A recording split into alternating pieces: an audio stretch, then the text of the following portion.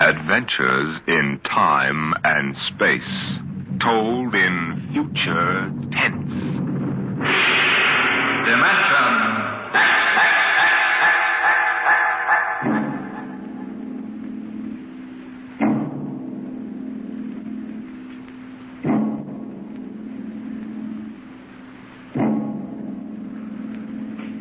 Out of the infinitude of stars and planets in the solar system and other systems in the universe, it is almost mathematically certain that there exist other forms of life on other worlds. Someday, in the future, in 1,000 years, or in the next 10 minutes, daring travelers through space will make contact with the inhabitants of another world. But the question is, will we contact them first, or will they contact us?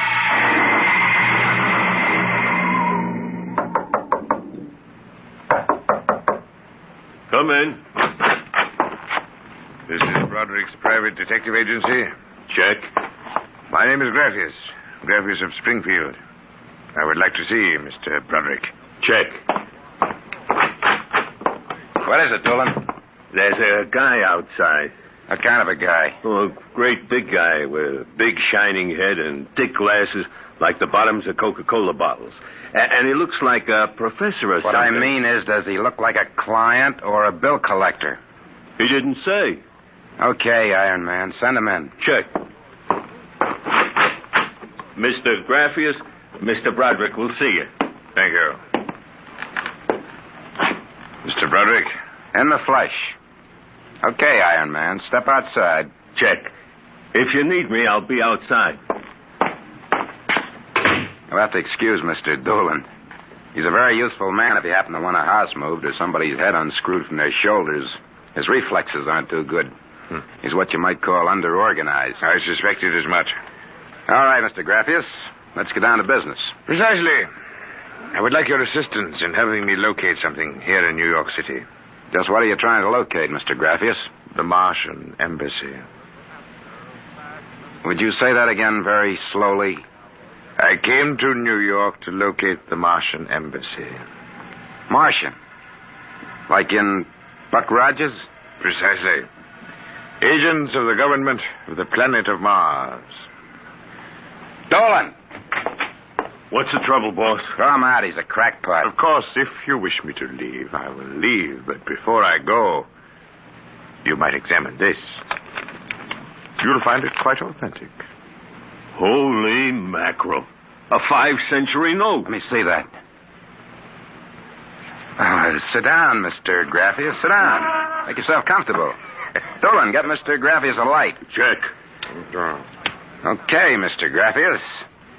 Your remarks about our speckled friends, the Martians, I shall ignore. This being the year 1955, I assume you were joking. On the contrary, I'm completely serious. As it happens, I'm interested only in Martians at the moment. I see.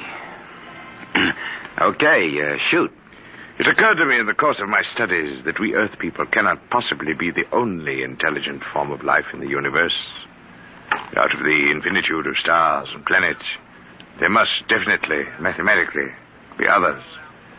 Since Mars is older geologically, and since it is also an atmospheric planet, its evolutionary history could easily be similar to ours. You follow me? Well, so far, I can't say no. But if this is true, then they must have been watching us, observing us, for hundreds, possibly thousands of years. What for, blackmail? Shut up, Dolan. They know, then, that we are not far from achieving space travel. Atomic rocket ships that can travel to other planets. They also know we're a militaristic, warlike race. We might conceivably set out to conquer and occupy Mars one day. In which case, they'd try to get the jump on it. Precisely, Mr. Broderick. And how would they do that? For a civilization as old as theirs, space travel would be a simple enough matter. Flying saucers. I read about Relax, Iron Man. Go on, Mr. Graffius. If you were planning to attack an unknown nation, what would be your first move, Mr. Broderick? Intelligence. Find out what the odds are. You have a very logical mind, sir. He would send agents to scout the nerve centers of earthly civilization and advancement. Not in Kansas City or equatorial Africa, my dear sir, but here in New York City. The most technically advanced spot on Earth. Uh-huh. And, you want me to help you prove this theory of yours? Precisely. Expense does not interest me. Well, this may take a very long, long time, Mr. Graffius. After all, nobody's ever seen a Martian. I assure you, they will be very ordinary-appearing people. Very likely they live together in downtown New York, close to the newspapers and publishers, the news cables, communication centers, and the financial center of Wall Street. Most certainly, they live in a private house with no servants to pry into their affairs. Some ordinary people who live in a private house in downtown New York. Yes. I might just as well look up Martians in the classified section of the phone book. There is one other lead which might help you. What's that? They would be almost certain to subscribe to every conceivable type of newspaper, scientific journal, foreign language publication. Mm-hmm. Well, that might be something. Okay, Mr. Graffius. It's a deal. Excellent. I shall contact you tomorrow. Oh, before you leave. Yes? Just as a matter of interest. Why are you so interested in meeting up with these Martians? Mr. Broderick, I wish to avert the catastrophe of a successful Martian invasion of the Earth. Naturally, I cannot go to the police or the military. I'd be laughed out of existence. So I'm doing this privately. You seem to know all the answers, Mr. Graffius. Not all of them, Mr. Broderick. Not quite all the answers. Not quite yet.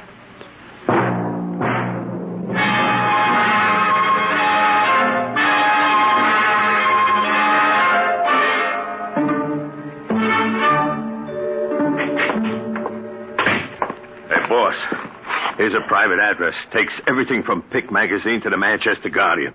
Listen to this. Pick, Look, Scientific America, the Daily News, the Daily Worker, the Police Gazette, the Journal of Engineering, Scientific Quarterly, American Psychiatric Journal. Let me see that. Oh, Doolin. Doolin, sometimes I wonder. What's the address on this? 9 West 124th Street. Which happens to be the Harlem branch of the Public Library. Oh. Now listen, Noodle Brain. Check all the renting agents. Find out every private house in downtown New York. And then cross-check with the magazine subscription departments of the scientific magazines. You got that? Check. I wonder. Boss, what's the sense of all this? We know there ain't no Martian embassy in New York. This crackpot is paying us $100 a day, and we got to keep him happy. You understand? Yeah. Also, I've got a hunch that Mr. Graffius isn't looking for any Martian embassies. He's looking for something quite different. Now start making with the telephone.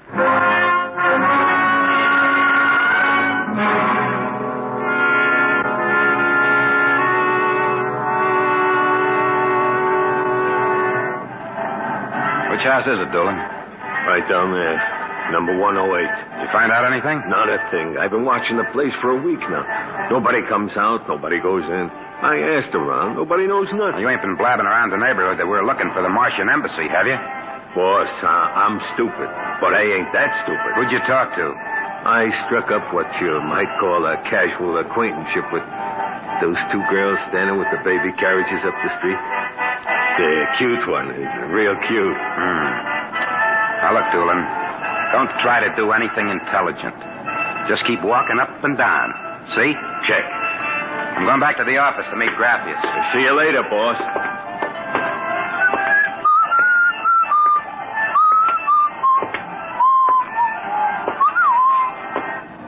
Hiya, beautiful. Hiya, Flatfoot. How did you know I was a detective? Your socks are bagging at the arches. Well, stick around, beautiful. I'll be back in a few minutes, and we can make some beautiful music together. Listen to Romeo, Helen. The name is Doolin, honey.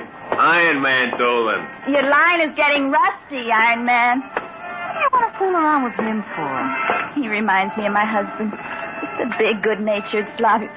Helen, look. Oh, hey, Doolin! Doolin, look out! Look out!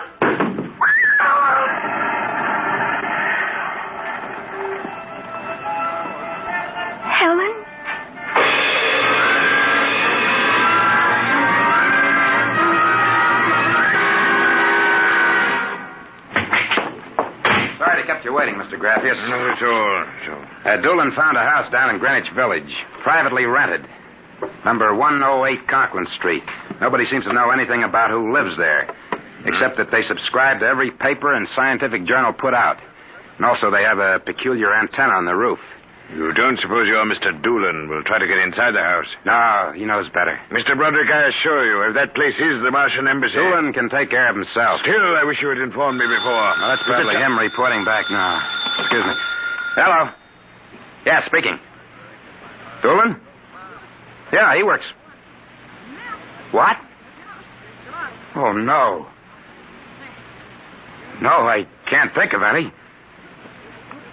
Yeah, sure, okay. Yeah, I'll be right down. Okay, Lieutenant. Yeah, right away. Something the matter? Doolin is dead, Mr. Graffius. What? They found him splattered all over the sidewalk in front of number 108 Conklin Street. How did it happen? There were some witnesses. They said a building cornice dropped on him. The cornice? But how? It fell off the building next to 108, right on top of him. Come on, we can get a cab. I have to identify the body.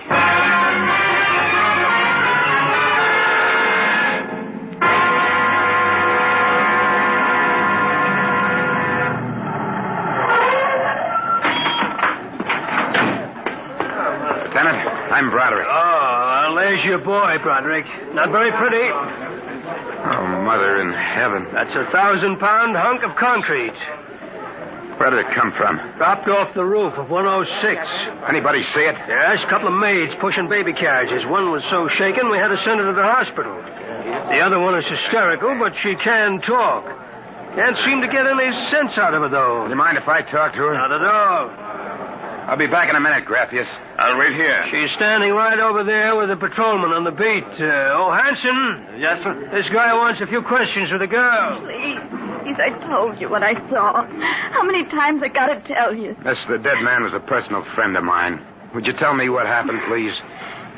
Helen and I were standing in front of Rathman's candy store up on the corner. We both had the babies out. I worked for Mrs. Gillian on Washington Square North. He said hello and joked a little. Then he walked down the street just like he'd been doing all week.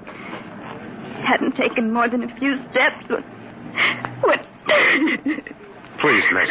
It's very important. I tell them, but they don't believe me. What do you tell them? How it happened. Tell me. It's too awful. Please. Well, first he squashed, and then the stone fell on him. What do you mean he squashed? They don't believe me, but Helen saw it too. She saw what? First, he squashed, then it fell on him. He was smashed flat before it even hit him. Now, look. That's the story, Broderick. Please let me alone. Let me go home. I told you what I saw. Now let me alone. Let me alone. Did you learn anything, Mr. Broderick? I don't know. I don't know what to make of it. It's crazy. Mr. Broderick, if I may make a suggestion at this point, perhaps it would be better if we dropped the entire matter. What's eating you? First you come at me with a chain of nonsense that you're staking real cash on, and now when we hit the solid trail, you want to call off the dogs. Well, maybe you operate that way, but Broderick doesn't. May I ask, then, what do you intend doing? As soon as the cops clear out and this place quiets down, I'm going to pay a personal call on the Martian embassy. Whatever number 108 is.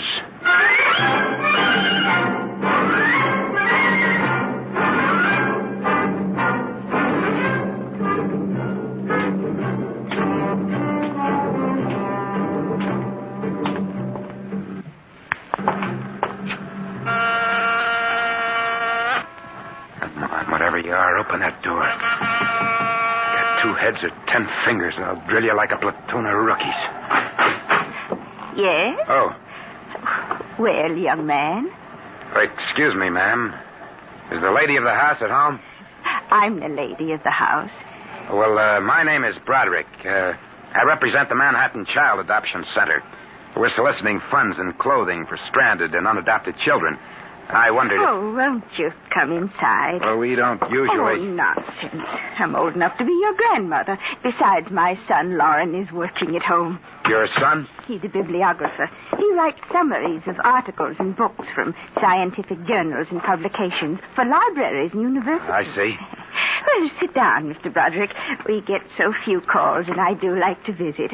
Oh, thank you. Now, what was it you wanted to talk to us about? Oh, well, I wondered if you or your son... There's nobody else living here. No, just Lauren and I. I'll have to ask him about the contribution, but I'm sure he'd like to. Good. Thank you very much. I'll send a representative to collect... Oh, please, stay a moment. I was just about to have tea. Let me pour you a cup. Oh, no, thanks, really. No, young man, I insist. Well, thank you. I was getting awfully tired of having tea by myself every afternoon. You know, I'm not very much of a tea drinker, but this seems to have a strange taste. It's my own recipe. The secret is in the brewing. It's sweet. Yet almost metallic. It takes a few sips to get used to, like olives. Uh-huh. Well, I think I'd better be running Oh, along. but you haven't finished your tea, Mr. Broderick. I better be going. I'm late. Oh, you're not being very polite. Do finish your tea. No, really, I feel funny. Oh, I'll call Lauren. No, I'm leaving. Feel dizzy. Oh, I'm sure Lauren can help you. I'll call him. Oh, no, don't bother. But I must. Besides, you aren't well. Gee. Lauren! Gotta get out. Lauren, hurry. Got out of my way. No, you must stay. Yes, You drunk my tea. Let go of my arm. Lauren! Let go. Gotta get out of here. What heaven? The other one, that Broderick, he was here. I drugged his tea. He got away. Fool, idiot. Go after him. Use the pressure ray. Risk another murder on our doorstep. Are you insane? What he suspects. We'll have to take our chances. We'll have to think of some other way. How did they find us? I don't know how, but I'm certain someone else sent them. Who? I don't know. I'm afraid to let myself think. It might be them.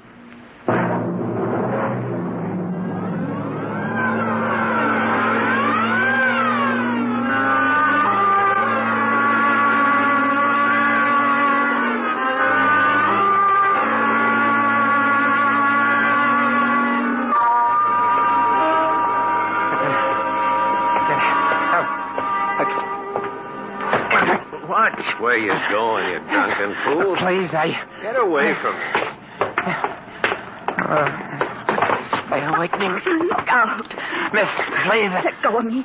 Help. Please. Help, officer. You don't understand. What's the trouble here? This drunkard is insulting people. I saw him come out of that house there.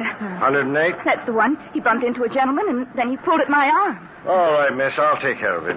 Come along, mister. I'm going to give you a break and take you back to the wife and kids. No, you can't. I'm sick. Sick, is it? What's the matter? Drugged. They drugged me. Who drugged you? Number 108. Martians. Who? Martians. Number 108. It's a Martian embassy. Well, I've seen them with pink elephants, rabbits, and mice, but you're the first one who's got marks. That's true, I tell you. Come along. So listen. Don't take me back there. Don't Come on. kill me. Look, I gotta make you understand. Here, I'll help you up the steps. Please, my name is Broderick. I'm a private dick. We'll find out about this. Here, don't try it. Officer, please listen. I'll give you anything. I'll give you $1,000. Please listen. For God's sake, listen. Yes, officer. Why, Broderick. You know this lush, Granny? Why, that's my son, Broderick. No. Martian. He's in pretty bad shape. Better get him to bed. Oh, dear. He was doing so well at the Alcoholic Society. He must have gotten off again. Looks like he's ready to pass out. Lauren! What is it, Mother? Oh. Your brother, Broderick, has been drinking again. Look out, he's passed out. I'll take care of him, officer. We've handled this sort of thing before. Can you manage okay? We'll be fine, thank you. You've been very kind, officer. Well, nothing at all, Granny. I know how it is with these alkies. Well, I'll be seeing you.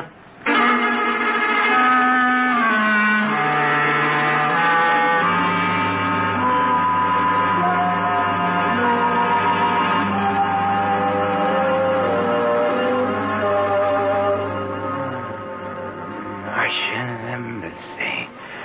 Martian.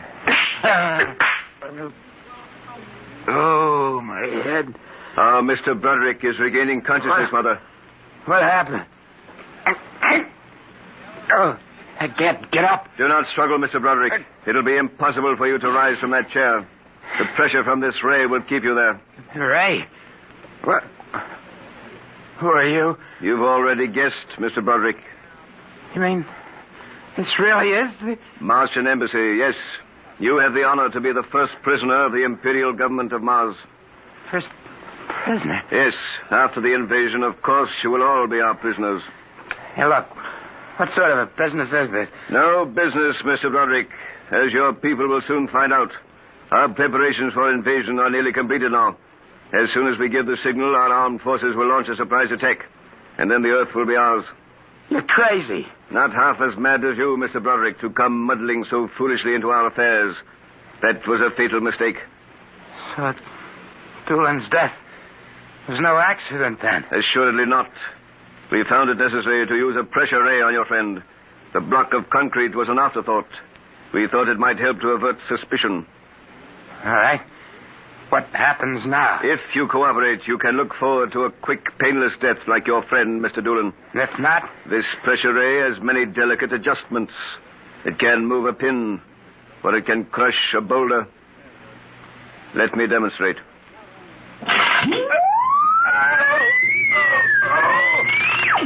You see, Mr. Broderick, as if an invisible vice were crushing you. What do you want? The name of your client. We are interested in knowing who is so anxious to locate the Martian Embassy. The names of my clients are confidential. Oh, well. All right. Turn it off, Mother. Mr. Broderick has seen the wisdom of speech. His name is Graphius. Graphius? Yeah. An unusual name for an Earthman. Describe him. Well, I don't know if I really can. Mother. Describe him. He's tall. Got a big forehead. And about 60. He wears thick glasses. He's bald. Lawrence, sounds like one of them. Yes, it does. Contact the planet. Tell them we suspect that our plans are known. Ask for an acceleration of invasion day. At once. What about me? I am sorry, Mr. Broderick, but I am afraid you know too much now. In exactly 5 seconds, you will feel the full impact of the ray which faces you. I would suggest that you relax and meet your fate calmly. Now, wait a minute. You will feel no pain, just a wall of force engulfing you. Listen, 5. No, you can't do this. 4. It isn't human. I know, but we are not human. 3. Yeah, but... 2. No. 1. Mother in heaven. Now. Lawrence, It didn't work. Something's happened. The magnetic field is dead. get it working. We've got to get rid of this one. Now, listen. Listen, you Quiet. I can't understand what's gone wrong with the ray. Why would it suddenly stop like that? Perhaps I can explain. What? Graphius. It's you. Yes. Lawrence! Stand back from the pressure ray, please. It will not function anyway. I have decontrolled your field. Lawrence, it's one of them. They've found us. Did you think we wouldn't? I trust you have not harmed my friend, Mr. Broderick. He's been very useful to me. Brother, am I very glad to see you. Talk about the Marines landing in the nick of time. You're free to move now, Mr. Broderick. I don't know how you got in here, Graphius, but stick around. These babies are really Martians, just like you said. They're planning to invade the Earth and take over. There will be no Martian invasion. You keep these characters covered. I'll get the police. There will be no need for the police. I intend to handle them myself. Yeah, but the police will Do not call the police. Why not? You fool of an earthling. Don't you realize with whom you are dealing? The invasion of Earth by Mars will be like child's play compared. Lawrence! Holy mackerel. They just flattened out. Like your friend, Mr. Doolan. I detest the use of violence where the intellect can rule. But unfortunately, the Martians are a threat to us. It must be destroyed. I believe you now. Another 5 seconds, they'd have finished me. I'm glad you didn't waste any time. There is little time to waste. The Martian invasion was to have taken place next week. Yeah, Hey, they never said that. How do you know? You would not comprehend. Wait a minute. There are some things here I do understand. A second ago, that pressure ray didn't work. Now you're using it like it was a toy. How did you get in here anyway? Who are you? Another one of those Martians? No, Mr. Broderick. I happen to be a Venusian. What? A representative of the planet Venus. Venus? That's impossible. Not at all. The Martians are really an inferior race.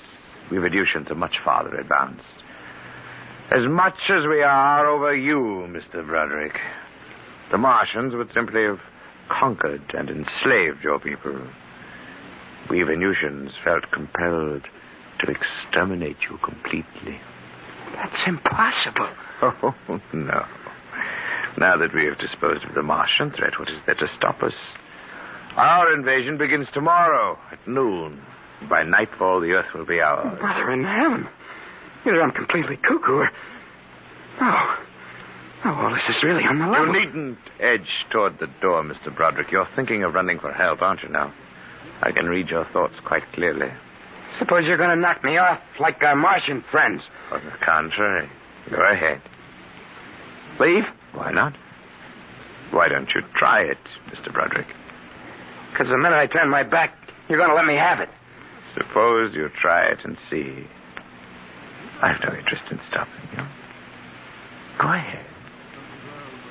All right, Buster, you asked for it. It will do you no good. No good! You'll see! You let me go. Here, where do you think you're running to? Hey, officer, listen to me. Oh, it's you, the one with the marsh. Yeah, that's right. Now, listen. That story is true. They're inside that house, inside number 108. He killed them. Who killed him? Graphius. He's the leader of the Venusian invasion. Venusian invasion? That's right. Tomorrow at noon, they're going to take over the Earth. Now, listen. Go in that house. Martians, now Venusians, eh? Okay, that's enough for me. Come along. Good. We haven't got much time. Hey, wait. Where are you taking me? Bellevue Psychiatric Ward, my friend. Come on. Bellevue, no! Now, come along. No! Why don't you listen to me? Why are you such a fool? Let go of me! Here, Looney is a bedbug. Come No! on. I tell you, there's going to be an invasion. The Venusians are going to invade us, don't you understand? You gotta believe me. You gotta believe me. All right. I believe you. Oh, why don't they listen? Why don't they believe me?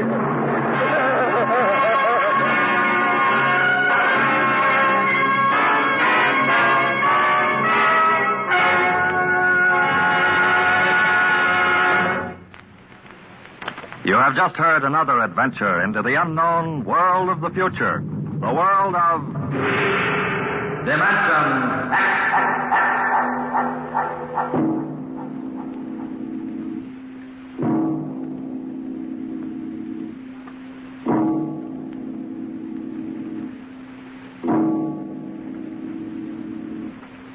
Next week, the story of Riesling, the strange blind singer of the spaceways. He traveled the space lines from Mars to Venus to the moons of Jupiter. No captain could refuse to carry Riesling and his battered guitar. He sang of all the wonders of the galaxy, but his greatest song was of the sight he would never see, the green hills of Earth.